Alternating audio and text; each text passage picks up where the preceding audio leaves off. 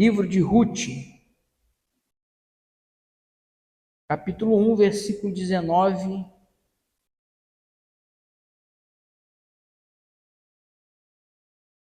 ao 22.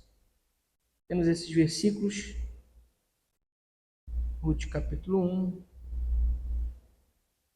versículo de número 19 ao 22. Quem localizou, diga amém. Está escrito assim: Assim, pois, foram-se ambas, até que chegaram a Belém. E sucedeu que, entrando elas em Belém, toda a cidade se comoveu por causa delas, e diziam: Não é esta Noemi? Porém ela lhes dizia: Não me chameis Noemi, chamai-me Mara, porque grande amargura me tem dado o Todo-Poderoso.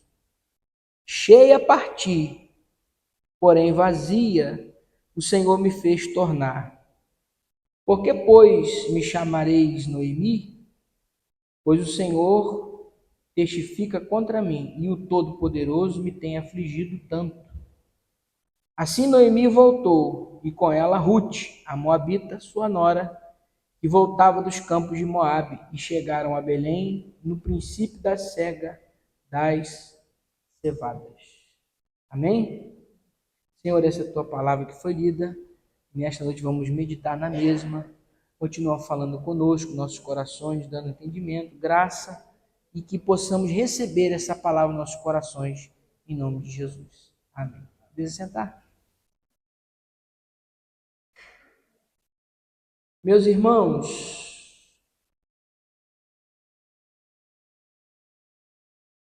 nós sabemos que toda tragédia na vida do crente, às vezes ela não tem um propósito não, mas na maioria das vezes, não posso dizer que toda, né? Na maioria das vezes tem um propósito. Nós estamos vendo aqui a história de Ruth, que foi uma mulher moabita que decidiu ficar com sua sogra Noemi. A palavra Noemi significa agradável.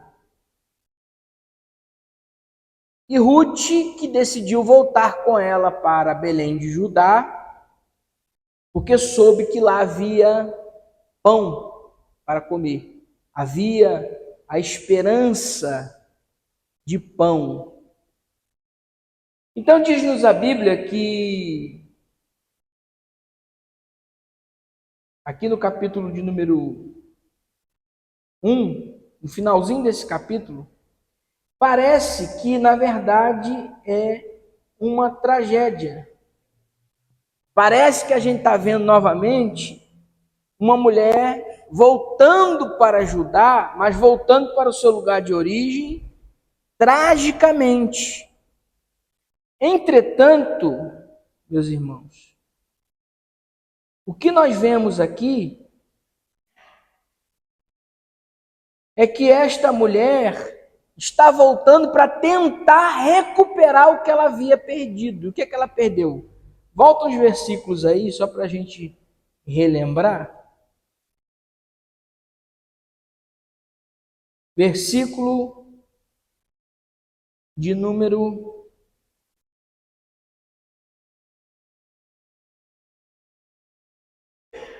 3. Olha o que diz. E morreu Elimeleque, marido de Noemi, e ficou com ela os seus 2 filhos. Versículo 5. E morreram também ambos, Malom e Quilion, ficando assim esta mulher desamparada dos seus 2 filhos e de seu marido. Então essa mulher, ela tinha uma casa, ela tinha um trabalho, seu marido tinha um trabalho, seus 2 filhos tinham um trabalho, eles tinham as suas esposas, porém, o que aconteceu aqui foi que elas perderam ambos os maridos e Noemi ficou sem marido e sem filho e longe de casa. Por uma atitude que Elimeleque, que era o chefe da família, teve, versículo de número 1. que na época dos juízes, que se podia fazer tudo. Se você ler o livro do Juízes, você vai ver, né, antes do livro de Ruth, o livro de Juízes, você vai ver que a coisa estava tão feia em Israel, que nesse tempo, até um sacerdote, um levita, ele foi para a casa de um homem nas montanhas de Efraim, chamado Mica, e esse homem fez um ídolo e fez desse levita o seu sacerdote particular e pagava para ele para isso.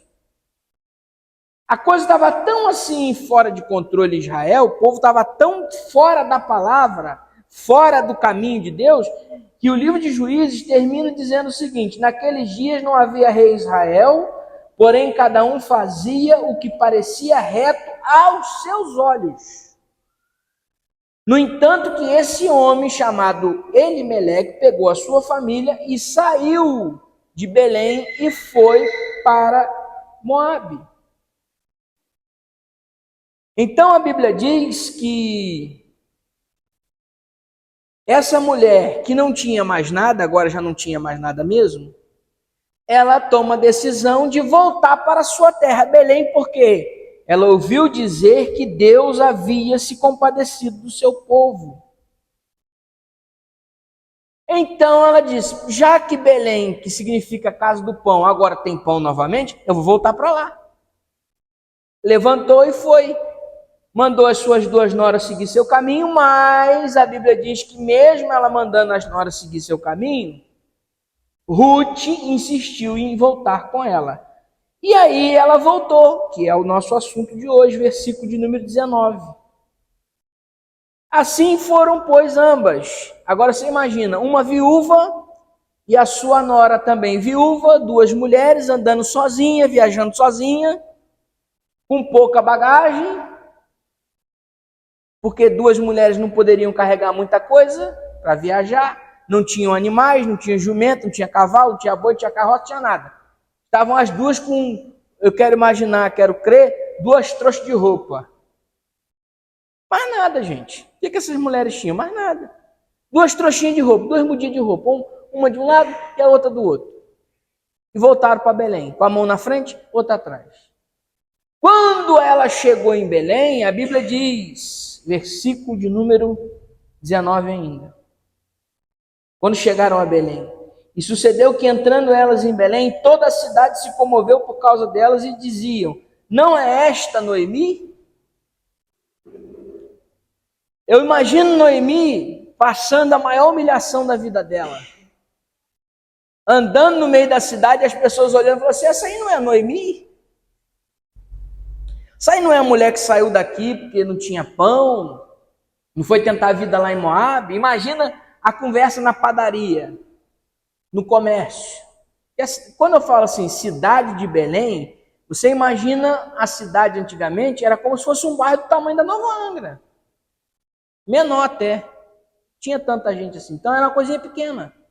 Quando fala assim, a cidade de Belém parece que é uma cidade grande, né? Não é. É uma coisinha do tamanho da Nova Angra aqui. Aí você imagina ela andando na rua e o povo dizendo, aí, isso aí não é a Noemi? Imagina ela chegando na casa que ela deixou, a casa que estava abandonada. Certamente essa casa tinha que fazer reforma, tinha que cuidar, tinha que limpar. E o povo todo da cidade dizendo, aí, voltou, ó, deu errado. Ela não se gabava que ia dar certo, deu errado. A Noemi voltando aí, gente. Imagina a conversa no comércio, na rua, nas lojas, na padaria. Eu fico imaginando. Gente, vocês estão sabendo da novidade? Que é um lugarzinho pequeno igual Belém, né? Um lugarzinho pequeno igual a Nova Angra aqui. Imagina o que acontece, todo mundo sabia. Uma comunidade pequena. Gente, olha, aconteceu. Noemi voltou. Está de volta. Deixou a gente, virou as costas, foi para Moabe, agora está de volta. Chegou com a mão na frente e outra atrás. Vamos lá saber dela o que aconteceu. Porque ela voltou viúva. Saiu com o seu marido e seus dois filhos e voltou viúva. Imagina a fofoca que foi em Belém. A fofocaiada tremenda. É, gente. O povo começou a confabular. Ué, o que aconteceu com essa mulher? E quando foram encontrar com ela, e diziam, você é Noemi? Você é a mulher agradável? Você é a mulher, né, que tem uma boa aparência? Não é você Noemi? Ela dizia assim, eu não sou mais Noemi. Meu nome agora é Mara. O que significa Mara? Mara significa amarga. Porque o que aconteceu com Noemi tornou-a uma mulher amarga. Então ela diz, toda vez que alguém falava o nome dela, Noemi, Noemi, queria dizer agradável, amável, afável. Mas quando ela mudou para Belém de volta, as pessoas olhavam para ela e diziam assim, Noemi, amável, agradável, feliz, está bem, tudo bem? Ela disse, não, meu nome agora é Mara, me chame de Mara. Porque eu estou em amargura, eu estou amargosa, a minha vida não é mais a mesma, eu não sou mais aquela mulher feliz, eu agora estou em amargor, eu estou amargurada. E assim acontece na vida de muita gente, que às vezes existem situações, e hoje o que eu quero falar sobre isso, da nossa vida, que nos fazem querer que nós trocamos o nosso nome para algo amargo. Nem me chama não, não fala comigo não, me dá bom dia não, eu estou amargo. Hoje eu estou amargurada. Hoje eu estou amargurado, eu estou angustiado. Os problemas me cercaram. Aí ela diz assim, cheia parti, porém vazio o Senhor me fez tornar. Eu era uma pessoa feliz, agora não sou mais, eu agora estou amargurada, a tristeza tomou conta do meu coração, a angústia faz parte de mim, eu sou viúva, eu choro, eu lamento, eu perdi meu marido, perdi meus filhos, para mim não há motivo para cantar, não há motivo para sorrir. Mas mesmo assim, Noemi estava no lugar aonde ela deveria estar, na presença de Deus em Belém. Então, mesmo amargurada, ela estava em Belém. E em Belém é o lugar aonde Deus iria realizar o milagre na vida dela novamente. Irmãos, a angústia é uma coisa terrível. A amargura é uma coisa terrível. Quando você está amargurado, você não quer falar com ninguém, não quer ver ninguém. Você não quer sair de casa. Você quer só viver aquela tristeza. Não é verdade? E a amargura faz parte da vida. Hoje nós estamos vivendo uma geração que não aceita sofrer. Vocês já pararam para pensar nisso? A geração de hoje é uma geração que não aceita sofrer.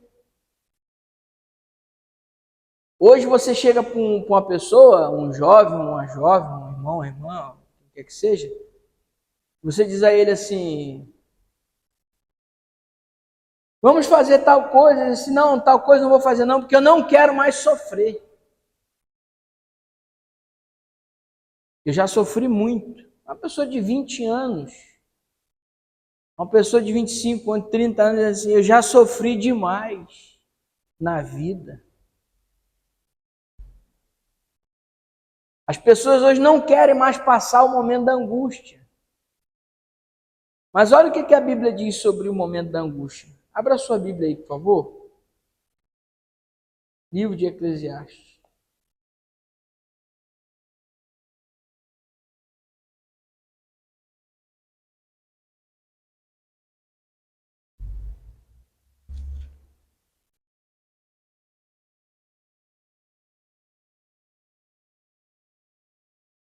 Depois de Provérbios, Salmos, Provérbios, Eclesiastes, capítulo de número 3.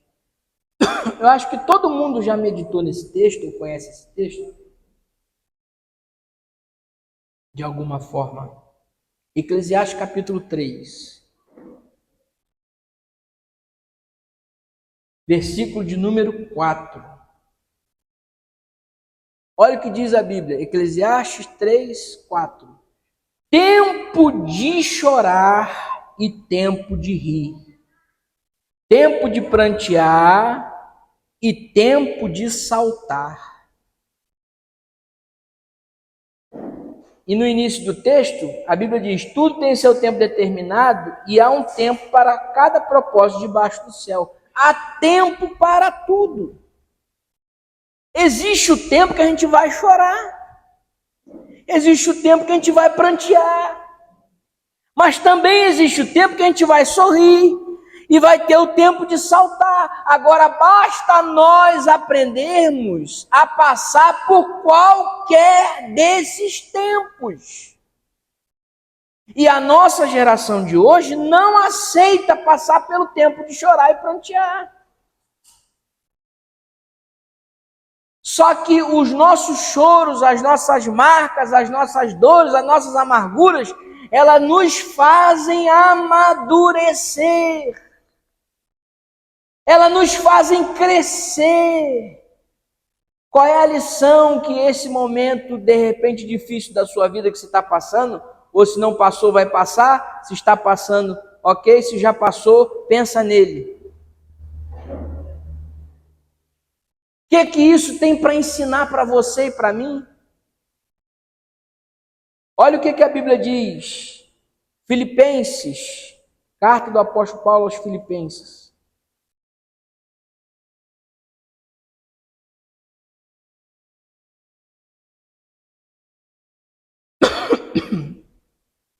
Filipenses 4:4. O que diz Filipenses 4:4?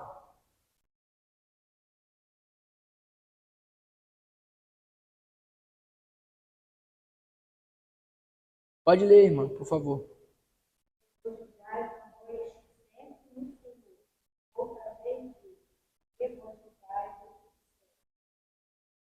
Muito obrigado.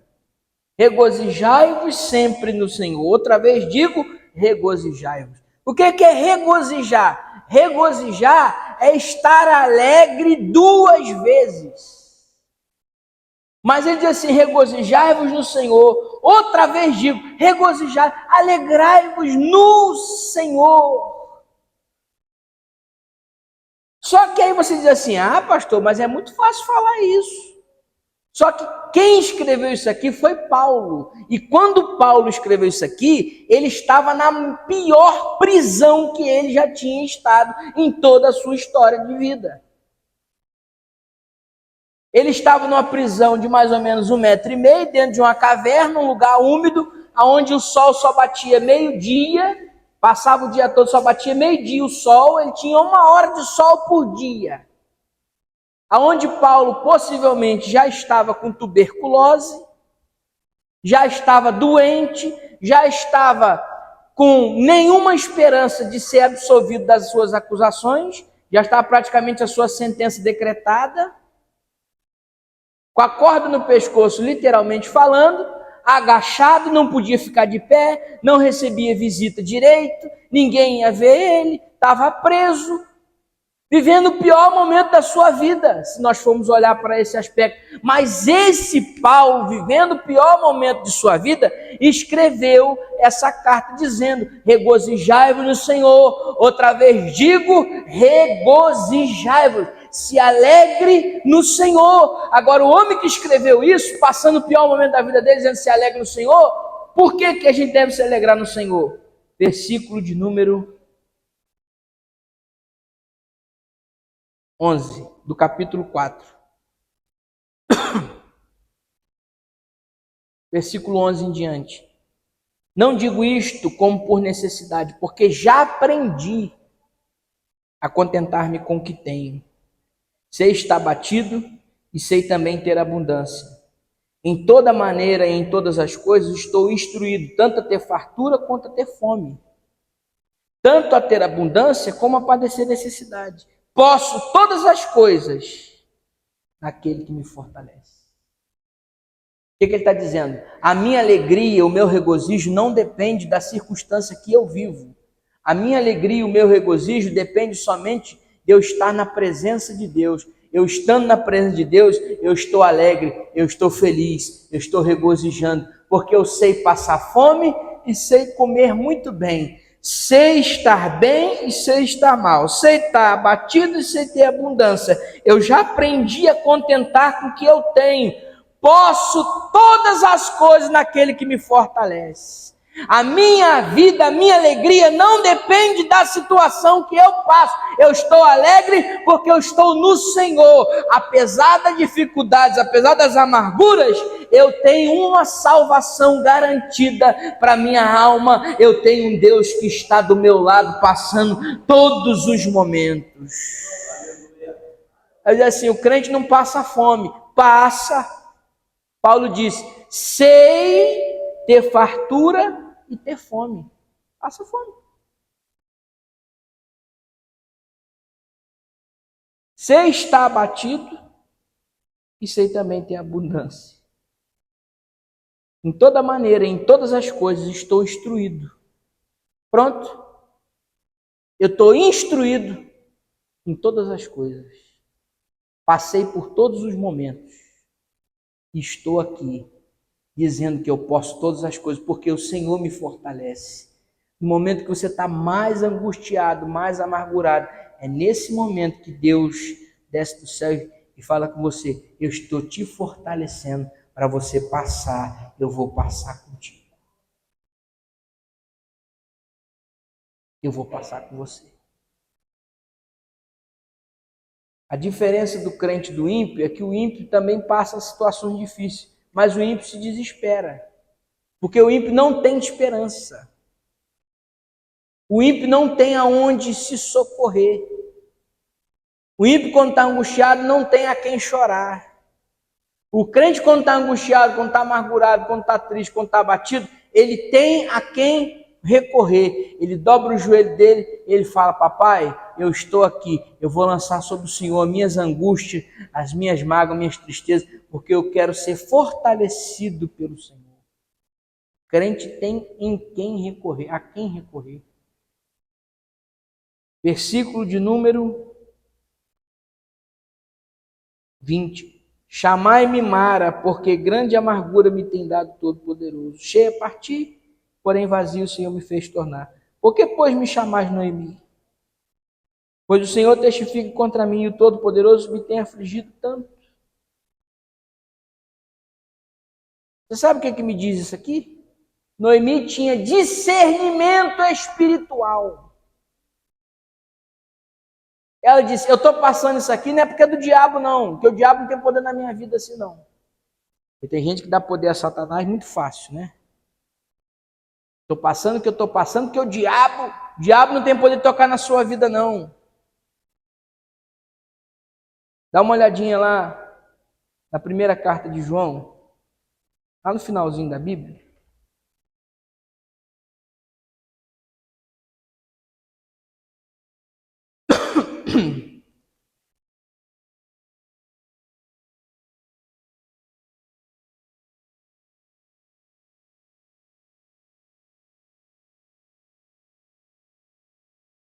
Primeira João,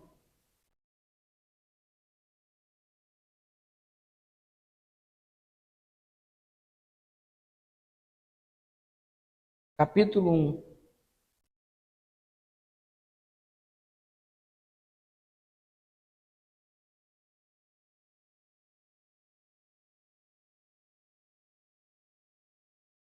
Olha o que a palavra de Deus diz.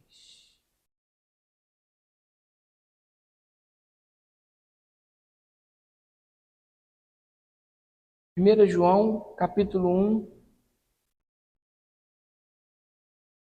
versículo 10. Se dissermos que não pecamos, fazemo-lo mentiroso, e a sua palavra não está em nós. Primeira verdade, nós pecamos.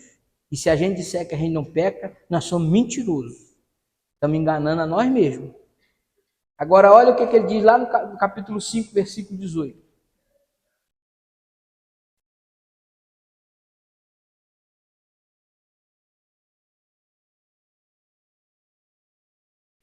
Sabemos que todo aquele que é nascido de Deus não peca. Peraí, mas ele acabou de falar que a gente disser que não tem pecado. Não me engano, mas é porque ele está dizendo que aquele que é nascido de Deus não peca. Há uma contradição? Não. Aqui João está dizendo, aquele que é nascido de Deus não tem prazer no pecado. Ele até erra, mas não tem prazer em permanecer no erro. Aí ele diz, mas o que é de Deus é gerado e conserva-se a si mesmo. E o maligno não o toca. O maligno não o toca. Então não dê autoridade ao maligno naquilo que ele não tem. O maligno não pode tocar em você. Se você é nascido de Deus e anda na luz e não anda nas trevas, faz a vontade de Deus e não da carne, o maligno não tem poder para te tocar. Então, pastor, o que está acontecendo na minha vida, essa tragédia, essa coisa ruim, isso aqui? Olha o discernimento de Noemi. Eu sei que eu estou passando isso aqui porque Deus, o Todo-Poderoso, é que está fazendo isso, me afligindo. Por quê? Porque eu errei. Eu não deveria ter saído da minha posição. Eu deveria ter falado para o meu marido, ó, não vamos sair de Belém não, isso é uma fase, isso vai passar. Mas não, na hora que ele falou, vamos, eu bora.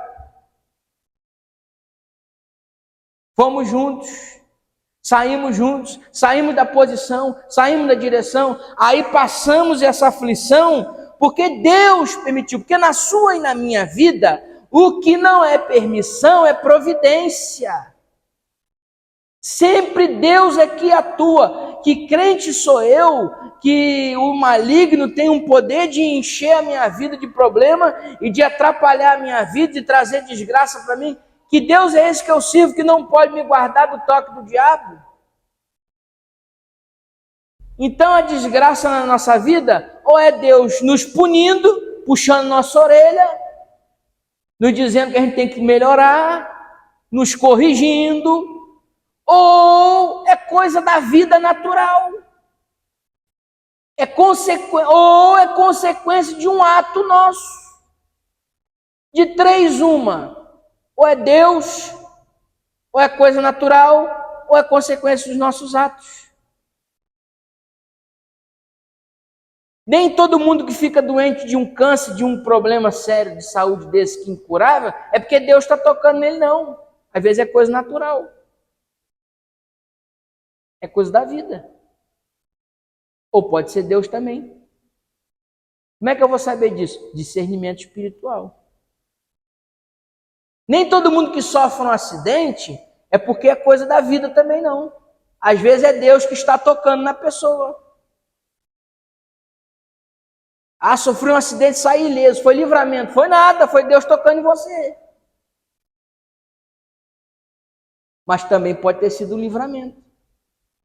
Como é que eu vou saber, pastor? Discernimento espiritual. Um crente espiritual discerne tudo. Ele entende tudo que está acontecendo. Ele não passa despercebido, ele entende as coisas que estão acontecendo. Noemi disse, eu estou sendo afligida pelo Todo-Poderoso. Eu estou passando esse problema porque eu tenho que passar. Versículo 22. Assim Noemi voltou e com ela Rute, a Moabita, sua nora, e voltava dos campos de Moabe, e chegaram a Belém, no princípio da cega das cevadas. Depois de Noemi ter declarado, eu não sou mais uma pessoa agradável, eu sou uma pessoa amarga, sou mara, sou amargosa, tenho amargura, estou angustiada, estou passando problema. Depois dela ter declarado isso, diz assim, ninguém me chama mais de agradável, me chama de amarga, que eu estou passando problema, porque eu mereço passar isso aqui. Deus está me punindo pela minha desobediência. Depois, o texto bíblico diz, chegaram a Belém, no princípio da cega da cevada, no tempo da colheita. No tempo da colheita. É como se a Bíblia estivesse dizendo assim, aconteceu tudo isso aqui de ruim, mas quando elas chegarem em Belém, Ô Espírito Santo, ô Espírito de Deus. Aconteceu tudo isso de tragédia. Se tornou mara, se tornou amarga. Mas quando chegaram em Belém, chegaram no tempo da colheita. Há um tempo de colheita para a minha e a tua vida, se nós estivermos debaixo da direção de Deus. Está acontecendo tudo ruim, mas o tempo da colheita vai chegar. O tempo da abundância vai chegar. O tempo da fartura vai chegar. Chegaram em Belém, no princípio da cega das cevadas. E olha que coisa interessante. Primeiro se colhia a cevada, depois se colhia o trigo.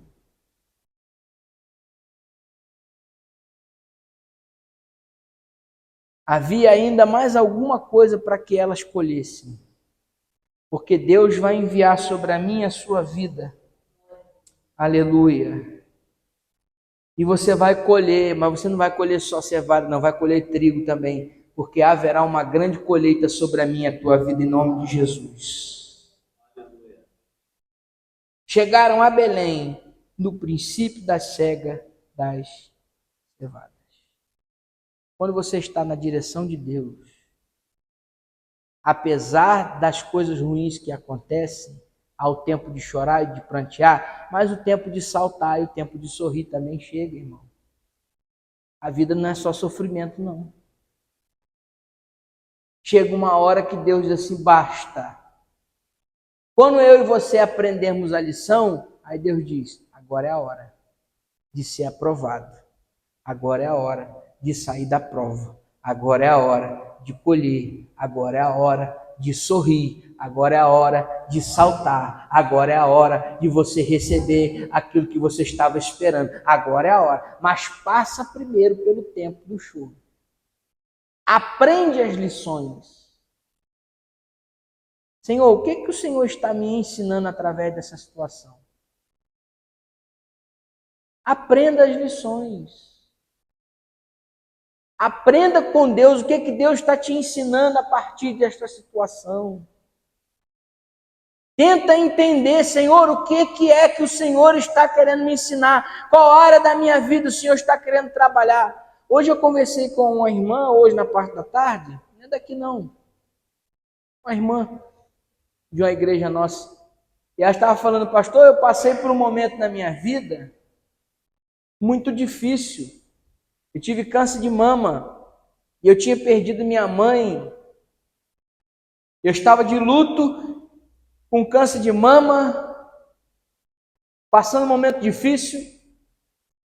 Só que eu entendi que Deus estava me quebrando. Ela disse isso para mim, eu achei muito forte essa palavra. Eu entendi que Deus estava me quebrando, que eu precisava ser quebrada. E ela foi contando o testemunho dela para mim. E ela foi dizendo, porque ela estava dizendo, em 2019 o senhor pregou aqui no balneário, e eu estava aqui, e Deus te usou para mim, eu nem lembrava mais. Deus te usou para mim, para falar sobre isso. Que Deus estava me curando, e eu fui lá na frente, levantei minha mão, e quando levantei minha mão, eu senti que descia algo pelos meus dedos assim, ó, e tocava todo o meu corpo, algo do céu descia-se pelos meus dedos, e tocava todo o meu corpo, e o Senhor ali me curou, porque quando eu fui fazer a biópsia, o câncer era maligno, mas a biópsia que eu fiz não deu nada. Eu tirei a mama, mas nem fiz quimioterapia, porque Deus passou comigo, o Senhor me curou. Só que Deus me quebrou através desta enfermidade. Entenda, irmão, que às vezes Deus precisa passar a gente numas moendas assim para quebrar a gente. Às vezes o orgulho é muito grande, às vezes a soberba é grande, às vezes a vaidade é grande, às vezes a gente é a pessoa cri-cri, enjoada, chata, confuseira. Aí Deus passa a gente na moenda, que ela estava dizendo, pastor, eu era assim, enjoada, chata, arrumava confusão, era faladeira, falava de pastor, falava de todo mundo. Deus me quebrou, ela disse, Deus me quebrou. Porque Deus quebra a gente mesmo. Porque Deus prefere quebrar você e quebrar a mim do que nos perder para o pecado. Então Ele nos quebra, porque nós somos o vaso na mão do oleiro. Se for necessário, Ele quebra e faz de novo outro vaso. Mas Ele quebra. Noemi foi quebrada. Mas quando ela voltou para Belém, estava no tempo da colheita. Deus nos quebra, mas também nos manda o refrigério. Ele disse: aprendeu a lição? Aprendeu a lição, filho? Aprendeu a lição, filho? Aprendeu? Aprendeu? Mudou? Você é outra pessoa agora? Então tá bom. Agora chegou o tempo do refrigério. Agora chegou o tempo da colheita. Em que tempo da sua vida espiritual você está? Não precisa me falar não, pensa. Que tempo da sua vida você está?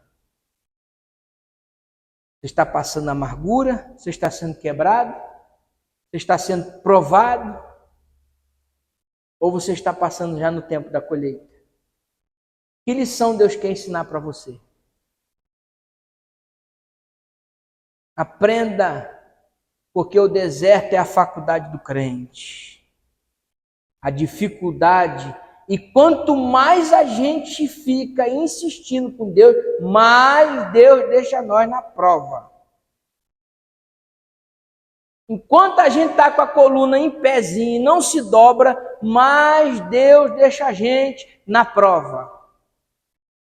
Quando a gente se dobra, entende e passa pela faculdade de Jeová, aí diz assim: agora aprendeu a lição, estás aprovado. Vem para Belém, chegou o tempo da colheita na sua vida, aleluia. Deus abençoe você em nome de Jesus. Fique com essa palavra para o teu coração. Medita nela, pensa nela, porque Deus tem um tempo novo para a tua vida. Eu gosto muito do texto de Cantar, diz assim: o tempo de cantar chegou. Vai chegar o tempo de cantar na sua vida. Vai chegar o tempo do culto e ação de graça. Vai chegar o tempo de você festejar. Vai chegar o tempo de você dizer: eu passei pela prova, mas eu estou aqui. Vai chegar o tempo de você chamar todo mundo, reunir, sentar e dizer assim: vamos fazer o nosso culto e ação de graça. Vai ter salgadinho, vai ter cachorro quente, vai ter guaraná, vai ter Coca-Cola, vai ter suco, vai ter tudo. Você vai dizer: hoje é o dia de eu festejar, de me alegrar. Passei na prova e fui aprovado. Fui quebrado, mas Jesus me fez de novo. Estou aqui. Vai chegar o tempo da colheita. Mas tem que passar o processo. Deus te abençoe em nome de Jesus. Amém?